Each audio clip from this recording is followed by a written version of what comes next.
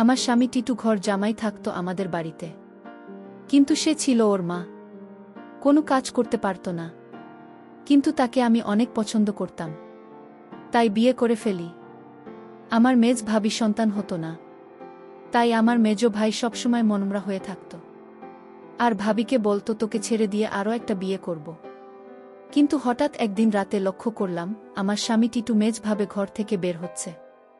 তার কিছুদিন পর ভাবি হতে যাচ্ছে। আমি তা শুনে আমার মাথা ঘুরে গেল। তাহলে কি আমার স্বামী ভাবিকে? তাহলে মূল ঘটনা খুলে বলি। মাঝরাতে পানি খেতে উঠে নিজের স্বামীকে মেজ ভাবি ঘর থেকে বের হতে দেখে চমকে উঠল দিব্যারা। মেজ ভাইয়ের 4 দিন হল ঢাকায়, এখন ভাবি একা ঘরে।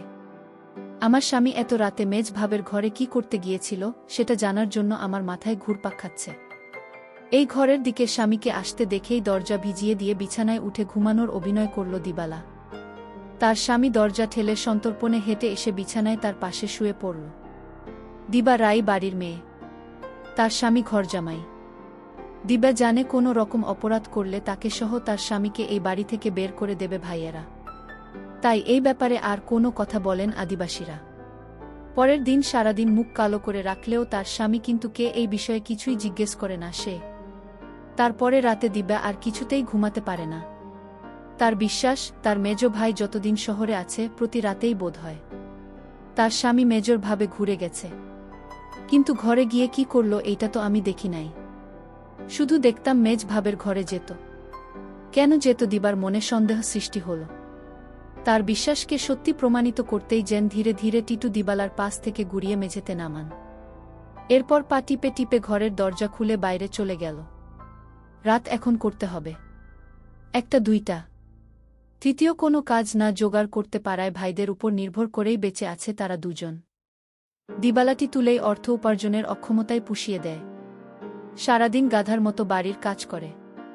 সারাদিন কাজ করায় শরীর এত ক্লান্ত হয় যে সারারাত মরার মতো ঘুমোয় দিবা না। কতবার তিতোতা কাপড় দিয়ে দিবালার ঘুম ভাঙাতে পারেনি। তাই রাতে যে দিবালা জেগে থাকতে পারে এমন কোনো ভয় ছিল না বলা যায়। আর এই সুযোগে মেজ ভাবের ঘরে যেত। কিন্তু কেন এত তা আমি কিছুই জানতাম না। পরদিন রাতে দীপা ঘুমায়নি। সে রাতে জেগেছিল তার স্বামী কি করে তা জানতে। তখনই দেখল দিবালার স্বামী বিছানা থেকে ধীরে ধীরে উঠে গেল, ঘর থেকে বের হয়ে মেজ ভাবের ঘরে গেল। কিছুক্ষণ পর মেজ ভাবি ঘর থেকে চিৎকার শোনা যাচ্ছে। মনে হচ্ছে ভাবির এক অন্য রকম চিৎকার। আমি ভাবতে থাকলাম কি হতে যাচ্ছে এখানে। আমি কিছুটা আন্দাজ করতে পারলাম না আসলে ওই ঘরে কি হচ্ছে। টিটু চলে যেতেই বালিশে মুখ গুজে ফুপিয়ে কেঁদে উঠল দিবানা। সে তার স্বামীকে কত ভালোবাসে, সে কি করে সারাদিন তার জন্য, আর সে কিনা তার সাথে বিশ্বাসঘাতকতা করতে পারে। দিবালা ভাবল এইভাবে ঘরে কেন আমার স্বামী টিটু যায়, এটা আমার যে করে হোক জানতে হবে। পরের 2 রাত অনেক চেষ্টা করেও জেগে থাকতে পারল না দিবালা। সারাদিনের কাজের দখলে এতই ক্লান্ত থাকত যে মাঝরাত পর্যন্ত বিছানায় শুয়ে জেগে থাকা তার পক্ষে অসম্ভব ছিল। তারপরে যখন মেজ ভাই চলে এলো তখন থেকে দিব্যা কিছুটা নিশ্চিন্ত হল। তার কয়েকদিন পর এক রাতে গভীর ঘুমে ঘুমিয়ে রয়েছে দিব্যারা। অনেক ধাক্কাধাক্কি করে তাকে উঠল তার স্বামী টিটু। ঘুম জড়ানো ক্লান্ত কণ্ঠে দিবালা বলল, কি হয়েছে? এত রাতে ডাকেন কেন? লাইটটা একটু জ্বালাও তো। সারাদিন কাম কইরা কুল পাই না। উনি আছেন তার চিন্তায়, এখন ঘুমান। এই বাড়ির সবচেয়ে অবস্থাপন্ন বলা যায় মেজ ভাই শহীদকে। তার স্ত্রী অবস্থাসম্পন্ন ঘরের মেয়ে। শহীদ মিয়ার বড় চালের আড়তের ব্যবসা, গ্রামের দিকে হলেও শহীদের ঘরটা দেখার মতো। ইট সিমেন্টের দেওয়াল আর টিনের দোচালা। তার ডান পাশে 2টা ইটের তৈরি ছাপড়া ঘরে থাকে ছোট ভাই বাদল, তার বড় ভাই জলিল। তাদের 2টা ঘরের মুখোমুখি উঠোন পেরিয়ে একটা টিন আর বাঁশের তৈরি ঘর। এখানে দিব্যারা আর টিটুর সংসার। দিবালা খুব চিকন আর কালো হওয়াতে বাবা মায়ের মৃত্যুর পর 3 ভাই অনেক খুঁজেও কোনো পাত্র পায় না। শেষমেশ এক ভবগুড়ে ভাই মাগো ছেড়ে টিটুকে ঘর জামাই হিসাবে আনে।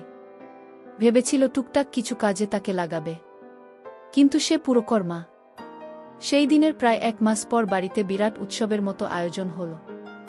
দিবার আর ছোট ভাইয়ের 2টা, বড় ভাইয়ের 3টা সন্তান হলেও মেজ ভাই বিয়ের 4 বছর পরেও সন্তানের মুখ দেখতে পারেননি। মেজ ভাই আর একটা বিয়ে করবেন কি না এটা নিয়ে চিন্তাভাবনা করছিলেন। যে স্ত্রী তাকে সন্তানের মুখ দেখাতে পারবে, মেজ বুকে তাহলে এই বাড়ি ছেড়ে চলে যেতে হতো। ঠিক এই সময়ে আনন্দের সংবাদটা পেলাম সবাই। মেজ বৌমা হতে চলেছে। মেজ ভাইয়া আর ভাবি আনন্দ দেখে কে এই উপলক্ষে এই উৎসব আয়োজন। দিবারা যখন আনন্দের সাথে কিন্তু কে এই খবরটা দিল তখন সে সামান্য একটু মুচকি হেসে বলল, ভালি তো। শুনছিলাম কোনো ফকিরের কাছ থেকে পানি পড়া নিচ্ছে। ফকির কামেল? সে ও কি যাবে নাকি সেই ফকিরের কাছে? কোথায় থাকে সে? যেখানেই থাকুক তুমি যাবে কিনা সেটা বল। দিবালা বলল, আমার দরকার নাই। আমি সবই বুঝি, তুমি ভাবে ফকিরের কাছ থেকে পানি পড়া এনে দাও, এটা তোমার বানানো কথা। এটা আমি বিশ্বাস করি না। দিদারা আরও বলল, আমি একদিন তোমার এই রহস্য খুঁজে বের করব। আর যেদিন তুমি ধরা পড়বে সেদিন বুঝতে পারবে তোমার কি অবস্থা হয়। কিন্তু তখন বলেছিল তুমি আমাকে বিশ্বাস করো না। দিবালা বলল, করি, কিন্তু তুমি তোমার প্রতি আমার বিশ্বাস দিন দিন উঠে যাচ্ছে। যতদিন পর্যন্ত আমি জানতে না পারব তুমি মেজ ভাবের ঘরে কেন যাও ততদিন পর্যন্ত তোমার প্রতি আমার বিশ্বাস হবে আর হবে না। দিবা রাই কথা বলে ঘুমাতে গেল। তার স্বামীটি তো তার সাথে শোয়া ছিল, কিন্তু হঠাৎ করেই দেখল তার স্বামী বিছানায় নাই। তখন দীপারা চিন্তায় পড়ে গেল। আজও চলে গেল। ভাবি রুম থেকে এক প্রকার চিৎকার আসতে শুরু করল। আমি কিছুই বুঝতে পারলাম না এটা কিসের চিৎকার। মনে হচ্ছে মেয়েলি কণ্ঠ। প্রায় 1 ঘন্টা পর দিবালা দেখতে পেল মেজ ভাবি রুম থেকে বের হতে। দিবার মনে দিন দিন সন্দেহ বাড়তে লাগল। তারপর দিবালা ভাবল, একদিন আমি জানালা দিয়ে দেখব তারা কি করে। দিবার স্বামী দিন দিন দিবালার প্রতি কমে যাচ্ছে। কিন্তু আজ 2 দিন যাবৎ দিবালার স্বামী মেজ ভাবে রুমে যাচ্ছে না, সেটা লক্ষ্য করল দিবালা। দিবারা তার স্বামী তাকে জিজ্ঞেস করল, একই আজকাল তো তোমায় আর দেখি না ভাবি রুমে যেতে। তার স্বামী তাকে একটা কাপড় দিয়ে বলল, তোমার বাবার বাড়ি থাকি বলে তুমি কি আমায় যা বলবে তাই মনে করবে? সব কিছুর ভিতর শুধু কি তোমার অধিকার আছে আমার নেই? এর মধ্যে হঠাৎ খবর আসলে মেজ ভাবি মা হতে চলেছে। দিবা সেটা শুনে চমকে গেল। কারণ মেজ ভাবি স্বামী মানে আমার মেজ ভাই, এত সমস্যা ছিল। তাহলে কিভাবে সে মা হতে চলল? আমার মাথায় কোনো কাজ করছে না। আমার মনে সন্দেহ হতে লাগল। দিবার তার স্বামীকে বলল, আপনি এখন আর দেখি দিবার রুমে যান না কেন? তখন কি করব সেটা আমার ব্যাপার। যাই হোক, আমি এবার অপেক্ষায় আছি কখন আবার আমার স্বামী তার রুমে যায় সেই প্রতীক্ষায়।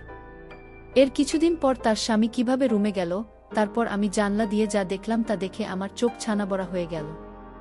দিবালা এই দৃশ্য দেখে সে বিছানায় শুয়ে কান্না করতে লাগল। ঠিক তখনই আমার স্বামী তো আমার রুমে এসে পড়ল। আর আমায় বলতে লাগল, আরে শাহানা, লাইট জ্বালাও না। দেখ কি দেয়। বিরক্ত হয়ে বিছানা থেকে নেমে লাইট জ্বালালো দিবানা। তারপর চকিতে এসে বসল।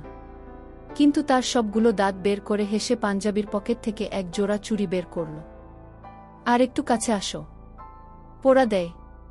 চুলগুলো দেখে চিনল দিবালা এগুলো শোনে। আর এর মালিক যে মেজ ভাবি ছাড়া কেউ না, তাও সে ভালো করে জানে। সে ভয়ে ভয়ে ফিসফিস করে বলল, এগুলো তো মেজ ভাবে। তুমি পায় না কই? আরে ভয় পায় না, চুরি করি নাই। মেজ ভাবি আমাকে দিচ্ছে। বলো কি? সে কেন দেবে? তোমাকে একটা কথা বলি। কই কই কই রাও, এতদিন কইতে পারি না ঈশ্বর মেয়ে। ভাবছিলাম তুমি আমায় ভুল বুঝবে, কিন্তু তোমায় আমি কি কিছু গোপন করে বল, ভুল বুঝো না বু। মেজ ভাই এবার ঢাকায় যাওয়ার পর কয়লা আমি মেজ ভাবের ঘরে গেছিলাম। তিনি তো আবার বলল, মেজবাই ঢাকা যাওয়ার পরে মেজদা বের করা খুব জ্বর হয়েছিল, কিন্তু তার যত্ন করার মতো কেউ ছিল না। তাই ভাবি, কই দেখি তোর আমি ভাইয়ের মতো দেখি। আমার সারাদিন ভাল লাগে, খালি একটু দুর্বলতা থাকে, কিন্তু রাত হলেই জোর বাড়ে। তুই কি গাইতে আইস? আমার মাথায় একটু পানি ঢালতে পারবি? দিবালা অবাক হয়ে বলল, আমারে করতে পারো? ছোট ভাবি বড় ভাবি আছে, তোমার করল কেন? আমাদের সারাদিনে জলের কথা একবারও কইল না। তিতু মুখটাকে মলিন করে বলল, দেখলাম, সব আমার কপালের দোষ। আমি জানতাম তুমি আমার সন্দেহ করবে। আমি কি আর মাইন সে বিশ্বাস পাওয়ার যোগ্য? দিবালা এবার কাদো কাদো হয়ে বলল, না গো, আমি ওটা বলি নাই। আমি তোমারে বিশ্বাস করুন না তো কারে করুন খ? তুমি ছাড়া আমার আর কে আছে? তুমি আমারে টোকাই বা ফিরিস্তা? আশা করি ও বিশ্বাস করুন না। এই না হলে আমার বউ। শুনুন, ভাবে কইলাম দেওয়ালে পাঠিয়ে দিবেন, এভাবেই বলল। আহা বেচারি, সংসারটা লাইগা কাজ কইরা সারাদিন মরছে, তারা বাড়িতে থাকতো করা কেন? দিবারা জানে যে আমি তোমার ভাই মানি। তুমি আছো, দিবালা কিছু মনে করবেন না জানলেও। ওর মনে এত নষ্ট না। তবু আমি তোমাকে কিছু করি না এই দলে। তাছাড়া উচিত পরের বাড়িতে থাকি। বেশি তর্ক মানায় না। এই জন্যই আমি তোমার ভাবে রুমে গেলাম চুপি চুপি। কারণ রাতে তোমার ভাবির মাথায় পানি না দিলে কি তখন জোর ছাড়ত? আমি যদি ভাবি পাশে না থাকতো, আমার মাথায় পানি না দিতাম, তাহলে জ্বলে মইরা যাইত। এতদিনে ভাবিকে কবরস্থানে রেখে আসতে হতো। দিবালা তখন বলল, সবই বুঝলাম, কিন্তু একটা বিষয় আমার মাথায় ঢুকছে না। ঋতু বলল, কি কথা তোমার মাথায় ঢুকছে না আমায় বলো। দিবালা তখন বলল, আমার মেজ ভাইয়ের সমস্যা ছিল, কিন্তু সে কিভাবে মা হতে চলেছে। আর ভাবি ঘর থেকে কিসের আওয়াজ আসতো, কিন্তু তখন বলল, তুমি দেখি আবার আমাকে সন্দেহ করছো। এই সন্দেহটা তোমাকে দূর করে দেয়। তোমার মেজ ভাবি একদিন আমায় বলল, আমার সংসারটা মনে হয় ঠিক হবে না। আমি বলেছিলাম, কেন টিকবে না? কারণ আমার কোনো সন্তান নেই, তাই স্বামী আর একটা বিয়ে করতে পারে বলে আমায় বলল। আর তখনই আমি বলেছিলাম তোমার ভাবিকে, শোন, তুমি কিচ্ছু চিন্তা করো না, আমি সব ব্যবস্থা করছি। আমি তখন এক ফকির বাবার কাছে গেলাম। ভাবি সমস্যাগুলো খুলে বললাম। ফকির বাবা বলল, আমি তোমায় এক গ্লাস পানি পড়া দিব, সেটা 23 ফোঁটা করে 7 খানা খেতে হবে। তাও নিজ হাতে খেলে হবে না, তার স্বামী তাকে খাওয়াই দিতে হবে। তখন তো বড় ভাই বাড়িতে ছিল না। আমি কোনো উপায় না পেয়ে এক গ্লাস পানি পড়া নিয়ে আসলাম। আর এই ফকির বাবার পানি পড়া খেয়ে আল্লাহর রহমতে সে সন্তান লাভ করেছে। বুঝলে এবার দিবানা? আর তোমার ভাবি ঘর থেকে যে শব্দ আসতো সেটা ছিল এলইডির শব্দ। তুমি তো শুধু শুধু আমার সন্দেহ করতে। দিবার চোখ ভিজে ওঠে। আহা, তার এই স্বামীকে আর ভাবি কি নাকি সে ভুল বুঝেছে? কি বাজে চিন্তাই না করেছে সেই রাতে তার স্বামীকে ভাবে ঘর থেকে বের হতে দেখে।